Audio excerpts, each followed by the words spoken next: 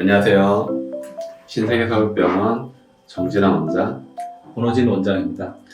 네, 이번에 저희가 권호진 원장님을 초빙하게 되면서 저희 병원에 이제 족부를 좀 더 집중해서 진료할 수 있도록 서로 진료 의견도 많이 나누고 또 서로의 이때까지 걸어왔던 길 같은 게 조금씩 다른데 서로 시너지를 크게 낼 수 있는 그런 상황이 돼서 저희도 이제 족부 전담팀이라고 그렇게 해서 권호진 원장님과 제가 각각 족부 관련 진료를 하면서 많은 환자분들께 큰 도움을 더 드릴 수 있을 거라고 생각을 하고 이제 오늘을 또 기점으로 이 족부 전담팀에 대해서 또 저희가 컨텐츠를 좀 만들어 볼까 합니다. 자, 영상 보시기 전에 구독, 좋아요. 알림 설정 부탁드립니다.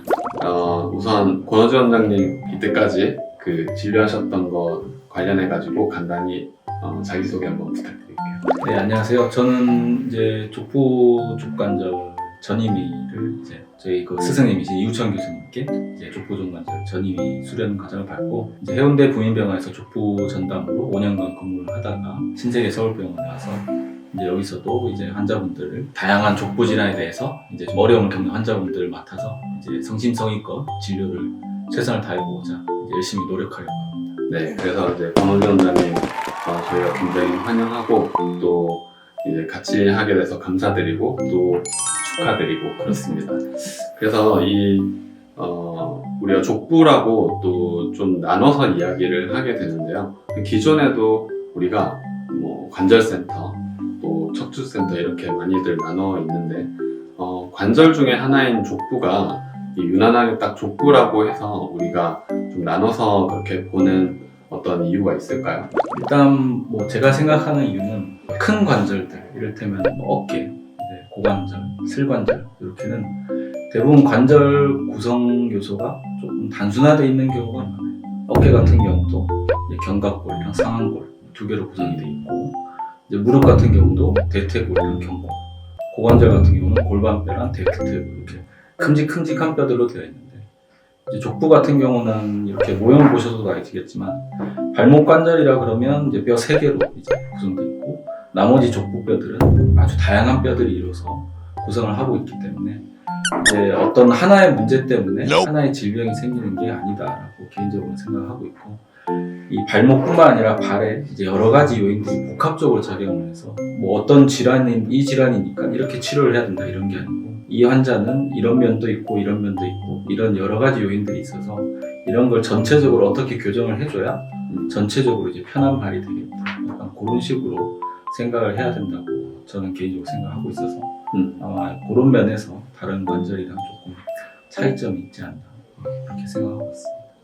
네, 말씀하신 대로 이제 저도 발 환자분들 많이 보고 하다 보니까 생각나는 차이점이 변형되는 부분에서 또 굉장히 변수가 많은 것 같습니다.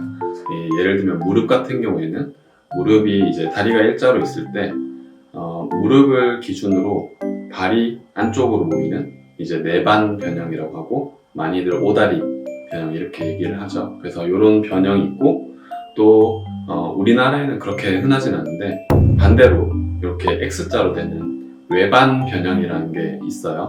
이 외반 변형은 우리 어릴 때 애기들 보면은 원래 자연스럽게 외반 변형으로 있다가 그 다음에 점점점 다시 돌아오게 되는데, 이런 어릴 때는 외반 내반 변형 왔다 갔다 하다가 결국에 이제 성인이 되면서는 다리가 거의 일자에 가깝게 됩니다. 근데 이제 그런 무릎 기준으로 보면 변형이 크게는 뭐 그 정도 외반 내반 변형이 있는 것 같습니다. 그런데 발 쪽에서는 평발이냐 아니냐, 평발이 또 이제 아치가 무너지면 평발이라고 하고, 또 이게 아치가 오히려 너무 살면은 너무 뾰족한 발이라고 하는 우리 요족이라고도 부르고, 또 뒤꿈치가 안쪽으로 가거나 또 뒤꿈치가 바깥쪽으로 가면서 이거 외에도 여러 가지 발이 외전이 된다든지 또는 내전이 된다든지 이런 걸 다 합쳐서 이 변형의 종류가 너무 많은 것 같아요. 이게 또 제가 느끼기에는 이 족부, 족관절 쪽 질환들의 또 큰 특징인 것 같습니다. 우리가 환자분들이 보통 병원에는 아파서 오게 되는데, 이 아픈 이유가 이런 각각의 변형들 같은 걸 다 고려를 하면서 우리가 진료를 해야 되기 때문에 또 특히나 저는 이제 다리 쪽을 같이 보고 있지만 그런 다른 하지 관절들하고는 또 구별되는 점이 아닌가 그렇게 생각을 합니다. 네, 이런 이제 복잡할 수 있는 족부, 족관절 질환들 있는데 권 원장님 흔하게 진료하는 족부, 족관절 이 질환들 어떤 것이 있는지 간단하게 한번 소개해 주시죠. 뭐 당연히 다쳐서 생기는 골절도 있는데 골절도 이제 뼈가 워낙에 많이 있으니까 다양한 부분이 생기는 골절들 거기에 대한 치료 그거는 누구나 어떤 정형외과에서나 다 이제 공감하실 것 같고요. 그리고 이제 부위별로 봤을 때는 이제 발목 쪽에서 봤을 때는 이제 인대 문제들 특히 인대 문제도 이제 복사뼈에 붙어 있는 인대 불안정성에 대한 거 아니면은 그보다 상부에 있는 거 정강이뼈랑 이제 비골 여기를 이어주는 경미인대에 대한 문제 이런 인대 문제도 이제 고민을 많이 하게 되고 그리고 이제 발목 안에 있는 연골의 문제 골연골 병변이라 그래서 연골이 상하거나 뭐 이렇게 구멍 뚫리지 변화를 보이거나 이런 걸 어떻게 치료할지 그런 것들 고민을 하고요.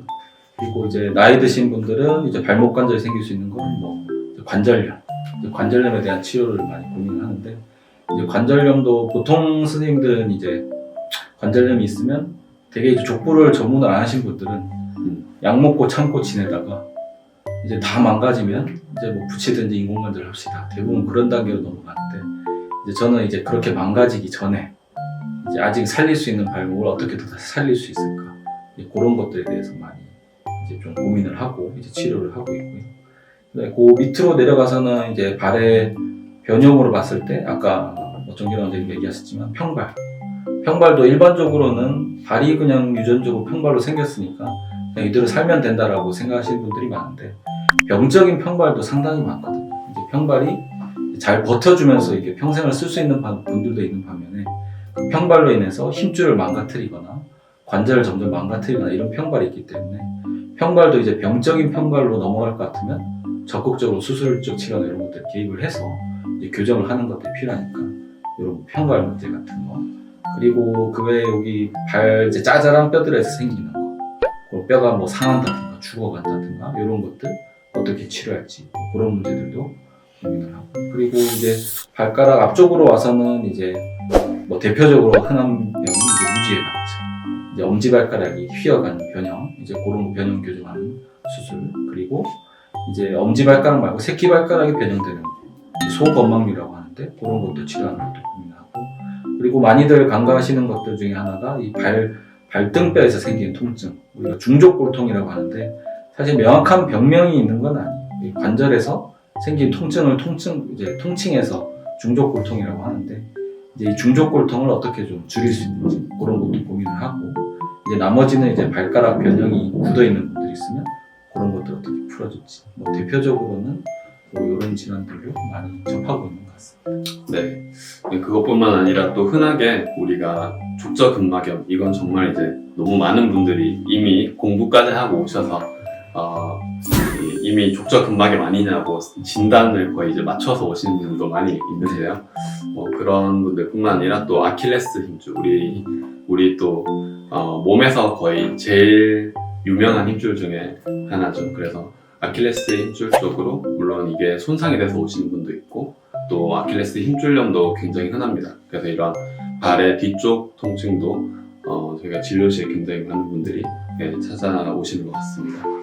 뭐 저는 이제 말씀해주신 것들 전부 합쳐가지고 봤을 때 무지외반증 환자분들 좀 많은 것 같고, 네, 그 다음에 또 발목이 워낙 이 발목 접지르는 것부터가 시작인데 이 발목 접지르는 게 정말 그 우리가 외상 중에서 다치는 것 중에 가장 흔하다고 할 수 있는데 뭐 그런 것에 이제 발목을 접지른 분들과 동시에 이제 이후에 다시 진료를 잘 이제 삐끗하고 난 뒤에 조금 지나니까 괜찮다 하면서 또 있다가 보면 만성 발목 불안정증이 되고 뭐 이런 경우가 흔한 것 같습니다. 이게 또 지나다 보면 불안정한 분들이 결국에는 발목 관절염으로 이어지고 이렇게 되는 지금 권 원장님 말씀해 주신 것과 더불어서 뭐 거의 발에 대해서 간단하게 전부 얘기해 본 것 같습니다. 네, 지금 굉장히 다양한 질환들을 설명을 해주셨는데 그런 원장님께서 그래서 이 족부 질환들 진료 보실 때 좀 나는 이런 게 좀 더 내가 환자분들한테 잘 해드릴 수 있는 부분인 것 같다. 그런 거 한번 소개해 주실 수 있으신가요?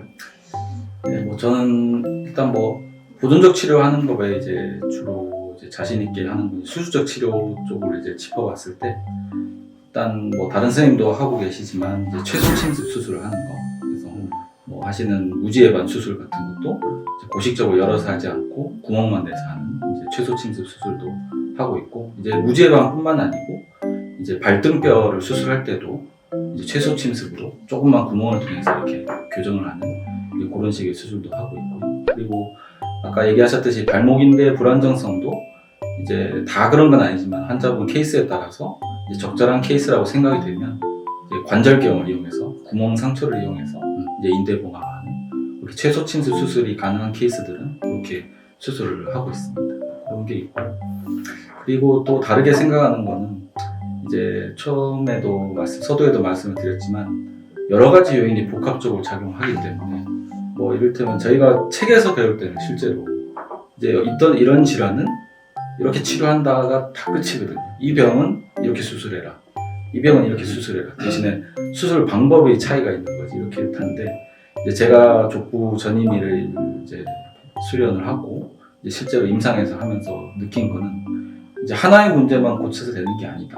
이제 대표적으로 뭐 얘기를 드리자면 이제 뭐 예를 들어서 발목에 골연골 변변이라고 해서 연골이 안 좋은 변변이 있다. 그러면 이제 대부분의 정형외과 의사분들은 이제 거기만 어떻게 치료를 하려고 해요. 거기가 좋아지도록 뭐 천공승을 한다든가 고리식을 한다든가 연골을 재생을 한다든가 이렇게 하는데, 이제 거기에 더해서 이렇게 골연골 변변을 일으키게 된 다른 원인은 없는지, 이를테면 뭐 발이 좀 휘어져 있는 변형이 있다든가 그런 게 있어서 동반된 다른 문제가 있다면 그런 걸 같이 교정을 해줘야 된다. 그래서 저는 이제 뭐 일반적으로 간단한 것들, 뭐 딱딱 떨어지는 것들은 당연히 수술을 한 개씩 하고 끝나지만 이제 약간 뭔가 복합적으로 돼 있는 것들은 수술 방법이나 명들이 되게 복잡해지고 수술명을 뭐 하나의 질환, 한 명의 환자분이 오셨는데 수술을 하루에 뭐 3-4개씩 한다든가 뭐 이런 식으로 복잡하게 조금 하는 편이라, 그래서 이런 다양한 요인을 조금 많이 고려를 해서 이제 치료 계획을 세운다, 이런 것들이 조금 제가 고려하는 점이라고 할 수 있겠습니다.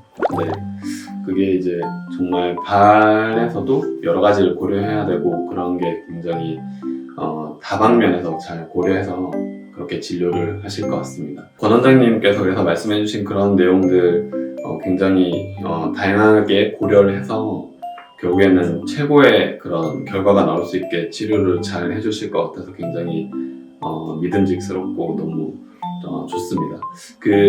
저도 경험을 봤을 때 제가 우리가 파트가 이제 한 파트 위주로 많이 하게 되고, 특히 족부 파트에는 또 다양한 것들 다 고려하고 하는데, 저도 이제 무릎 쪽으로도 경험이 많다 보니까 무릎, 이건 약간 딴 얘기지만 무릎 얘기를 잠깐 하자면 이제 무릎에서 특별하게 뭐 연골이나 연골판이나 인대나 이런 손상이 없어도 굉장히 오랫동안 무릎 앞쪽이 아픈 그런 상태를 후관절 전반부 통증 증후군 이렇게 얘기를 하는데, 그 통증이 잘 생기는 이유가 허리에서 오기도 하고 위쪽에서 오히려 아래쪽인 발목에서 오기도 하고, 이런 것들을 이제 전반적으로 좀 같이 볼 수 있는 것도 굉장히 무릎을 같이 고려를 해서 발목을 진료를 할 수 있다.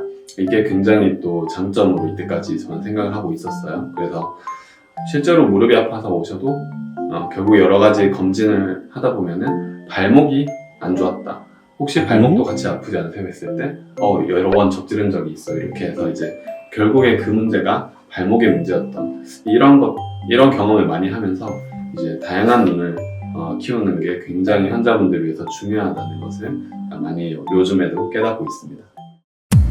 운동을 할 때 어떤 신발 신으면 좋으냐, 또는 평소에 어떤 신발 신으면 좋으냐, 또는 내가 발이 어떻게 아픈데 또 나는 평발인데 또는 어떤 발인데 그렇게 하면서 어떤 신발 신으면 좋겠냐, 굉장히 궁금해 하시는 분들이 많은 것 같아요.